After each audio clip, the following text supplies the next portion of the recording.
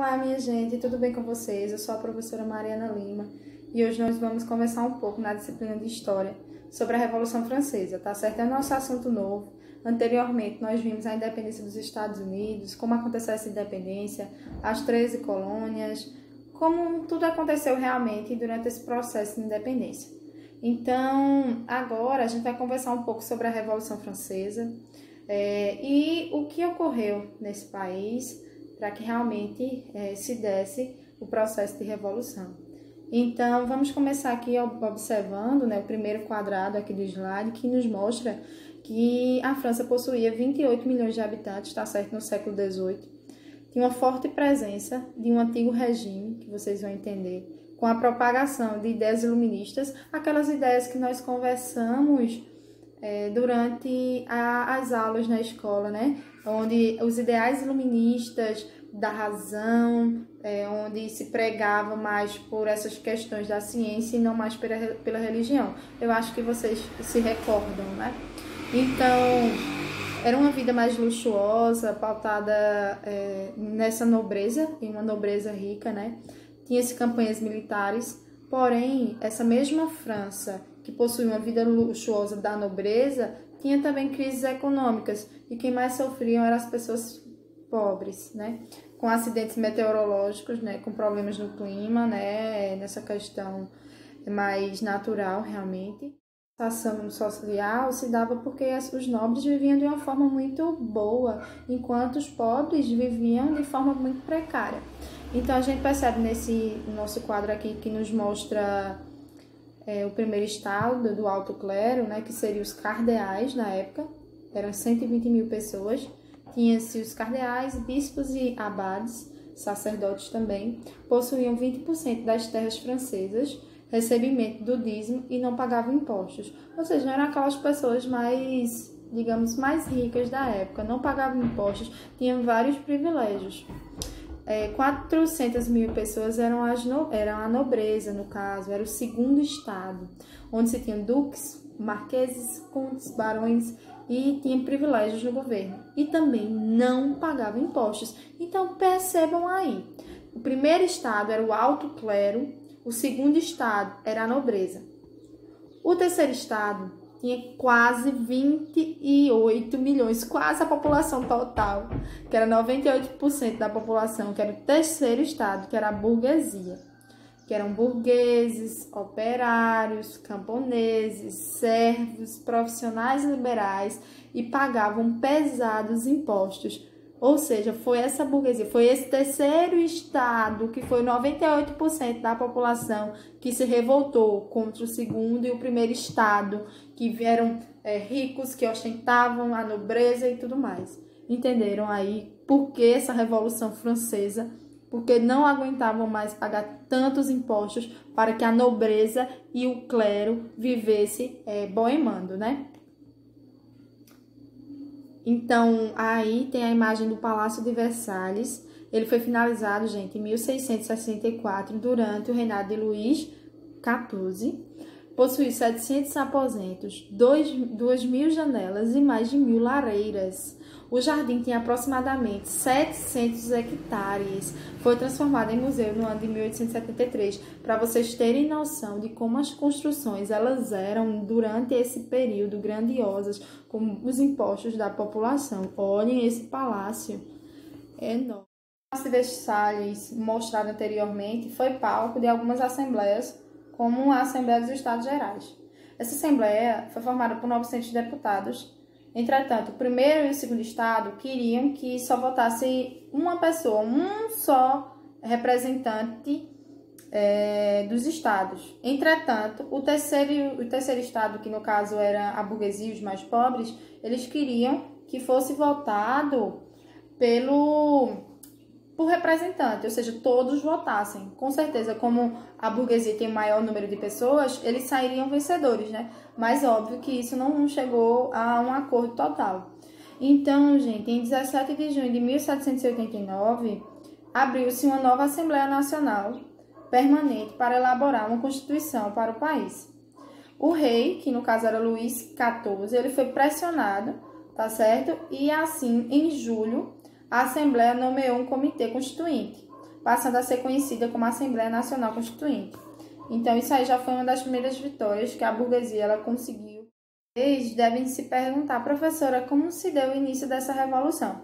Gente, a revolução ela se deu devido a alguns acontecimentos políticos e a população ela acompanhava com muito rigor isso, sabe? Porque houve uma crise de desabastecimento no país, o custo de vida ele tornou-se ainda mais alto e houveram muitos saques, ou seja, muitos roubos a armazéns e também a outras áreas. Por quê? Porque as pessoas estavam morrendo de fome, não se tinha mais dinheiro, eram cobrados altos impostos, muito altos, as pessoas não conseguiam pagar, elas não tinham onde trabalhar. E tipo, elas sustentavam a riqueza da nobreza e sustentavam o alto clero enquanto elas morriam de fome. Entenderam?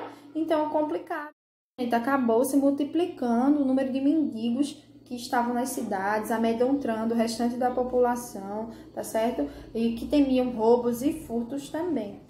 Para piorar ainda mais, muitas manufaturas, né, de artesãos e tudo mais, elas foram à falência por conta da abertura de manufaturas lá na Inglaterra. Então, foi outro problema da França que iniciou esse processo de Revolução Francesa.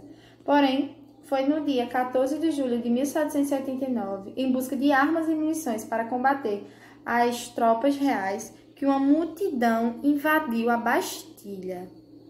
Olha aqui, gente, tomada da Bastilha.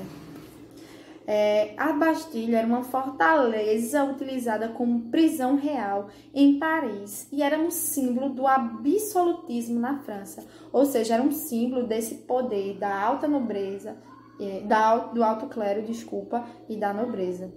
Então, Paris sofreu uma onda de violência que as autoridades não conseguiram conter. Funcionários do governo e aristocratas foram assassinados. Olhem as imagens aí, minha gente. Rapidamente, o movimento se espalhou pelo campo e pelas províncias vizinhas. Enquanto alguns nobres ainda mantinham tropas para enfrentar a população enfurecida, outros optaram por buscar abrigo em países vizinhos, como a Áustria e a Prússia, onde passaram a conspirar contra a Revolução.